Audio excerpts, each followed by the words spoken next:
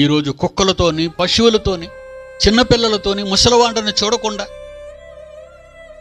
పెళ్లి కాని స్త్రీని చూసి మోహించి దాన్ని వాడుకొని చంపేసే ఈ సంస్కారం, ఈ బ్యాడ్ సంస్కృతి మరి మీ సినిమాల ద్వారా మీరు చూపించినవి కదా. ఒకడు బూతు సినిమా తీసిన తర్వాత ప్రజలు ప్రశ్నిస్తున్నారు, ఎందుకు ఇలాంటి సినిమాలు తీసుకుంటున్నావా?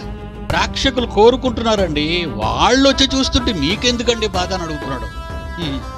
ప్రతి చెడుని ప్రతివాడు ప్రోత్సహిస్తాడు, మంచిని స్వీకరించలేడు. అదే సమాజంలో ఉన్న నేటి దుస్థితి. ఇలాంటి సినిమాలు ప్రజల మధ్య ప్రదర్శించి ప్రజలను దురాత్మ ప్రేరితులుగా, ఆడవాళ్ళని చెరిపేవాళ్ళగా, దొంగతనాలు చేసేవాళ్ళగా, మనుషులను చంపేవాళ్ళగా, ఉగ్రవాదులుగా మారిపోతున్నారు. దేనికి అనుకుంటున్నాం?